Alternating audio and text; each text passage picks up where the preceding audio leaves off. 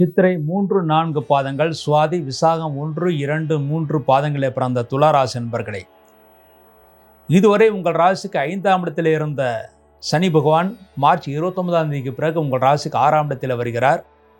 பொதுவாக 6ஆம் இடத்தில் சனி என்பது லட்சுமிகரம், அதாவது நல்ல பொருள், வசதி, வாய்ப்பு, முன்னேற்றம் அனைத்தும் கைகூடும். இதுவரை உங்களுக்கு அஷ்டம குருவாக இருந்த குரு பகவான் மே 14ஆம் தேதிக்கு பிறகு உங்கள் ராசிக்கு 9ஆம் இடத்தில் வந்து உங்கள் ராசியை பார்வையிடுகிறார். அதன் மூலமாக துலா ராசியில் பிறந்தவர்களுக்கு தெய்வ பலம் நன்றாக சித்திக்கிறது. நீங்கள் எந்த காரியத்தை செய்தாலும் அதில் நீங்கள் வெற்றியை பெறுவீர்கள், சந்தோஷத்தை அடைவீர்கள், தெய்வ பலம் நன்றாக உங்களுக்கு கிடைக்கும். உங்கள் ராசிக்கு 9ஆம் இடத்தில் குரு பகவான் அடுத்து அக்டோபர் 18ஆம் தேதி முதல் 10வது இடத்திற்கு வருகிறார். அப்பொழுது 10ஆம் இடத்தில் வருகின்றதனால் அக்டோபர் 18ஆம் தேதி முதல் டிசம்பர் 5ஆம் தேதி வரை தொழில்துறையில் நல்ல மாற்றம் இருக்கிறது, சந்தோஷம் இருக்கிறது. உங்கள் ராசிக்கு விரயஸ்தானந்த கேது பகவான் மே 18ஆம் தேதிக்கு பிறகு உங்கள் ராசிக்கு லாபஸ்தானத்தில் வருகிறார். அதன் மூலமாக உங்கள் வீட்டில் இருக்கின்ற தாத்தா, பாட்டி போன்றவர்களுடைய அனுகூலம் உங்களுக்கு கிடைக்கும்.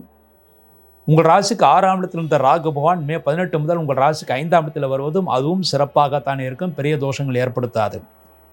இந்த வருடம் திருமணம் ஆகாதவர்களுக்கு, வெகுகாலம் திருமணம் ஆகாதவர்களுக்கெல்லாம் ஆகாத அந்த துளாராசியில் பிறந்தவர்கள் கண்டிப்பாக இந்த வருடம் திருமணம் கைகூடும்.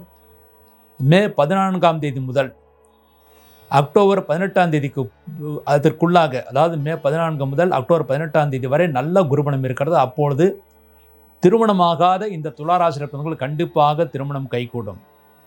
முதிர் கன்னிகளுக்கும் முதிர் இளைஞர்களுக்கு கூட நிச்சயமாக திருமணம் கைகூடும். தொழில்துறை ஈடுபட்டவர்களுக்கு இந்த வருடம் நீங்கள் புதிய முயற்சிகளை செய்யலாம், அனைத்திலும் நீங்கள் வெற்றியை பெறுவீர்கள். வீடு மனை வாங்கக்கூடிய யோகங்கள் இருக்கிறது. புதிய வாகனங்கள் வாங்கலாம். பழைய வாகனங்கள் வாங்குவதை விட புதிய வாகனங்கள் வாங்குவது உங்களுக்கு நல்லது. விவசாயிகள் நீங்கள் எதை பயிரிட்டாலும், அரிசியோ அல்லது நெல்லோ அல்லது எதை பயிரிட்டாலும் நல்ல லாபத்தை நீங்கள் பெற முடியும். விவசாயிகளுக்கு நல்ல மகசூல் கிடைக்கும். மாணவர்கள் நல்ல மதிப்பெண்களை பெறுவார்கள். நல்ல கல்லூரிகளை இடம் கிடைக்க பெறுவார்கள். படித்த மாணவர்களுக்கு உடனடியாக வேலைவாய்ப்பு கிடைக்கும். இந்த ராசியில் பிறந்த பெண்களுக்கும் நல்ல ஏற்றம் காத்திருக்கிறது, நல்ல முன்னேற்றம் காத்திருக்கிறது, நல்ல யோகம் காத்திருக்கிறது. உங்கள் கணவன்மார்களுக்கு நல்ல முன்னேற்றத்தை ஏற்படுத்தி கொடுக்கும். தாராள பணப்புழக்கம் ஏற்படுத்தி கொடுக்கும். குழந்தைகளுக்கு நல்ல முன்னேற்றம், அறிவு அனைத்தும் உங்களுக்கு கிடைக்கும். உத்தியோகஸ்தர்கள் பதவி உயர்வு கிடைத்து அதன் மூலமாக நல்ல வருமானத்தை பெறுவார்கள்.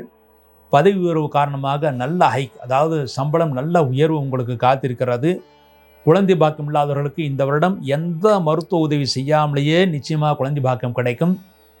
பல வருடங்களாக மருத்துவம் செய்தும் குழந்தை பாக்கியம் இல்லாத துளாராசியிலே பிறந்தவர்களுக்கு கண்டிப்பாக இந்த வருடம் குழந்தை பாக்கியம் கிடைக்கும். இந்த வருடம் துளாராசியிலே பிறந்தவர்கள் மேலும் நன்மைகளை பெறுவதற்காக அவசியம் ஒரு வெள்ளிக்கிழமை என்று ஸ்ரீரங்கம் சென்று எல்லா சந்நிதியிலும், ஸ்ரீரங்கத்தில் எல்லா சந்நிதியிலும் நெய் விளக்கு வைத்துவிட்டு அதன் பிறகு வர வேண்டும். கடைசியில் பெருமாளை தரிசனம் செய்துவிட்டு வர வேண்டும். அதில் முக்கியமாக தாயார் சந்நிதிக்கு அருகிலே இருக்கின்ற மண்டபத்திலே உங்களுக்கு வயது என்னவோ, அதாவது உங்களுக்கு 20 வயது நடந்து கொண்டிருந்தால் 20 விளக்குகள், என்ன வயது நடந்து கொண்டிருக்கிறோ அத்தனை விளக்குகள் நீங்கள் வைத்து விட்டு வர வேண்டும். அவ்வாறு செய்தால் இந்த வயதில் நீங்கள் செய்த பாவங்கள்லாம் தொலைந்து எதிர்காலம் உங்களுக்கு சிறப்பாக அமையும் என்பது உறுதி. அடுத்து இந்த வருடத்தில் நீங்கள் காரிய சித்தி பெறுவதற்காக சித்திரை நட்சத்திரத்தில் பிறந்தவர்கள், சித்திரை 3-4 பாதங்களில் பிறந்தவர்கள், சித்திரானம் என்று சொல்லக்கூடிய தயிர் சாதம், எலுமிச்சை சாதம், புளி சாதம் அல்லது தேங்காய் சாதம், இவற்றில் ஏதாவது 2ஐ நீங்கள் வாயில் சாப்பிட்டு விட்டு அதன் பிறகு தெற்கு அல்லது மேற்கு நோக்கி முதலில் நடந்து அதன் பிறகு எந்த திசைக்கும் போனலாம். அதன் மூலமாக காரிய வெற்றி ஏற்படும். அடுத்து சுவாதி நட்சத்திரத்தில் பிறந்தவர்கள் அவசியம் நெல்லிக்காய், அரை நெல்லிக்காய், முழு நெல்லிக்காய் ஒன்று சாப்பிட்டு விட்டு நீங்கள் வெளியே சென்றால், அது முக்கியமாக தெற்கு அல்லது மேற்கு நோக்கி சென்று அதன் பிறகு எந்த திசைக்கும் போகலாம். அவ்வாறு சாப்பிட்டுட்டு வெளியே சென்றால் நிச்சய வெற்றி உங்களுக்கு காத்திருக்கிறது. அல்லது விசாகம் 1-2-3 பாதங்களில் பிறந்தவர்கள் நெய் சோறு சாப்பிட வேண்டும். நெய் சோறு, பச்சரிசியால் செய்த சாதத்தால் நெய் சோறு சாப்பிட வேண்டும். அதை சாப்பிட்டு விட்டு முதலில் வடக்கு நோக்கி நகர்ந்து அதன் பிறகு எந்த திசைக்கு வேண்டுமானாலும் போனலாம். அதன் மூலமாக காரிய வெற்றி உங்களுக்கு காத்திருக்கிறது. திருமணமாகாதவர்களுக்கு திருமணம் கைகூடும்.